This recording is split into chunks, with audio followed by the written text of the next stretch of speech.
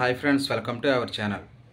ఈ నెలలోనే ప్రారంభమవుతున్న అన్నదాత సుఖీభవ ఈ పథకానికి సంబంధించి కొన్ని గైడ్లైన్స్ అయితే ఇవ్వడం జరిగింది. సో ఈ గైడ్లైన్స్ ఏంటంటే దీనికి సంబంధించి రైతులు ఎవరైతే ఉంటారో ఈ రైతులకు ఒక ఐడి నెంబర్లు, అదేవిధంగా Aadhaar, bank account, so eKYC, వాళ్ళు చేస్తున్నటువంటి వ్యవసాయ భూమి ఏదైతే ఉంటుందో ఆ భూమి ఒక నెంబరు, అదేవిధంగా దానికి సంబంధించిన డాక్యుమెంట్స్. సో ఇవన్నీ కూడా వీళ్ళందరూ ఏం చేయాలంటే ఎవరైతే రైతులు ఉంటారో ఈ రైతులు సచివాలయాల ద్వారా ఈ యొక్క ఆన్లైన్ అప్లికేషన్ కానీ లేకపోతే అక్కడ ఉన్నటువంటి అగ్రికల్చర్ డిపార్ట్మెంటు ఆఫీసర్ ఎవరైతే ఉంటారో సచివాలయంలో వాళ్ళ దగ్గరికి వెళ్ళి ఈ డాక్యుమెంట్స్ అన్నీ కలిపి వాళ్ళకి ఇచ్చి ఈ నెల 20 తారీఖు లోపు ఒక ఆన్లైన్ ప్రాసెస్ అయితే చేయడం అనేది జరుగుతుంది. సో ఇవన్నీ కూడా వెరిఫై చేసి ఈ నెలలోనే లేదంటే వచ్చే నెలలో ఈ యొక్క అభ్యర్థులు ఎవరైతే ఉంటారో రైతులు ఎవరైతే ఉంటారో ఈ రైతులకు సంబంధించి వెబ్సైట్లో వాళ్ళ ఎవరైతే ఎలిజిబుల్ అవుతారో ఈ అన్నదాత సుఖీభావ పథకానికి సంబంధించి ఆ పేర్లు అయితే మెన్షన్ చేయడం అయితే జరుగుతుంది. సో దీనికి సంబంధించి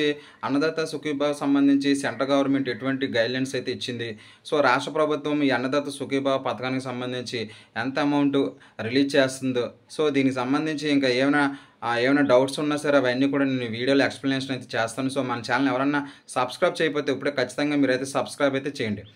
సెంట్రల్ గవర్నమెంట్ ఈ అన్నదాత సుఖీభావ పథకానికి సంబంధించి అదేవిధంగా స్టేట్ గవర్నమెంట్ ఈ రెండు గవర్నమెంట్లు కూడా కలిపి ఆ రైతులకు ఎలక్షన్లు ఇచ్చిన భాగంగా కూటమి ప్రభుత్వం ఎలక్షన్లు ఇచ్చిన భాగంగా రైతులకు 20,000 రూపాయల ఆర్థిక సాయం అయితే చేయనుంది. సో ఈ 20,000 రూపాయల ఆర్థిక సాయాన్ని వాళ్ళు 3 నెలలు అంటే 3 దఫాల కింద లేకపోతే 2 దఫాల కింద ఇవ్వాలని చెప్పి గవర్నమెంట్ అయితే నిర్ణయించుకుంది. అంటే 3 దఫాల కింద అంటే మనకి 7,000, 7,000, 7,500. సో ఈ రకంగా 3 సార్లు అంటే 3 దఫాల కింద వాళ్ళు రిలీజ్ చేయడం అయితే జరుగుతుంది. సో దీనికి సంబంధించి ఎవరైతే మరణించిన వ్యక్తులు రైతులు ఎవరైతే ఉంటారో వీళ్ళని తొలగించడం, అంటే మరణించిన రైతులను వాళ్ళు డిలీట్ చేసి ఎవరైతే కొత్తగా ఇంకా ఎవరైనా కౌలు రైతులు కానీ లేదంటే వ్యవసాయాలు చేసే రైతులు ఎవరైతే ఉంటారో వీళ్ళకి ఆధార్ కార్డు లేదా ఇంకా ఈకేవైసీ, బ్యాంక్ డీటెయిల్స్, సో అదేవిధంగా భూమికి ఎవరైతే కౌలు రైతులు అయితే ఉంటారో వాళ్ళు వేరే వాళ్ళ రైతుల దగ్గర నుంచి ఆ డాక్యుమెంట్స్, సో ఆ రైతుకు సంబంధించిన ఆధార్ కార్డు ఇవన్నీ కూడా ఎన్రోల్ చేసుకోవాల్సి ఉంటుంది.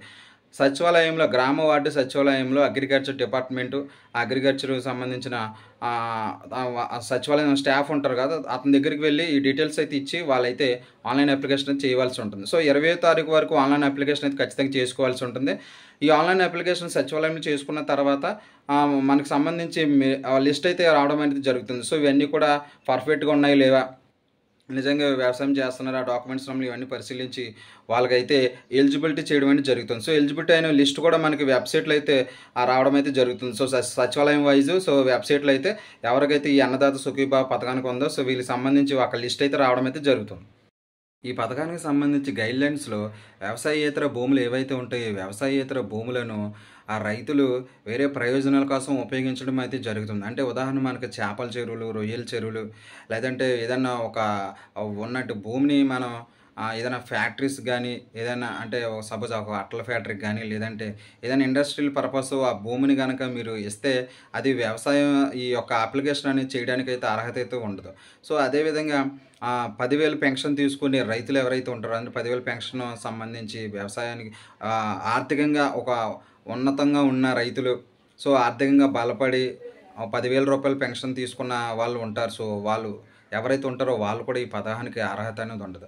చిన్నకారు రైతులు అదేవిధంగా చిన్న వ్యవసాయాలు చేసుకుని ఎవరైతే రైతులు ఉంటారో సో ఈ రైతులు ఆర్థికంగా స్తోమత లేనటువంటి రైతులు, సో మరీ ముఖ్యంగా బిలో పవర్టీ లైను, సో వాళ్ళ ఆదాయం కూడా తక్కువ ఉండి 2-3 ఎకరాలు ఉన్న రైతులు, సో వీళ్ళందరూ కూడా మనకి ఈ యొక్క పథకానికి అర్హత సాధించడం అనేది జరుగుతుంది. సో వీళ్ళైతే అప్లికేషన్ చేసుకోవచ్చు. సో అదేవిధంగా కరెంటు బిల్లు కూడా ఎక్కువ రాకుండా తక్కువ యూనిట్లు ఉండాలి హౌస్కి సంబంధించి. సో ఇలా గవర్నమెంట్ ఎంప్లాయీస్ కానీ అదేవిధంగా ఇటువంటి పథకాలు కూడా రానటువంటి వ్యక్తులు ఎవరు ఉంటారో వాళ్ళు, సో అదేవిధంగా ఎంప్లాయీస్ కానీ జిఎస్టీ పే చేసి లేదంటే ఇన్కమ్ ట్యాక్స్ పే చేసి వాళ్ళు కూడా ఈ పథకానికి అర్హత అయితే లేదు. ఇంకెవరైనా సబ్స్క్రైబ్ చేయకపోతే మన ఛానల్లో అనేక నోటిఫికేషన్లు వస్తూ ఉంటాయి కాబట్టి ఇంకెవరైనా సబ్స్క్రైబ్ చేయకపోతే ఖచ్చితంగా మన ఛానల్ సబ్స్క్రైబ్ అయితే చేయండి.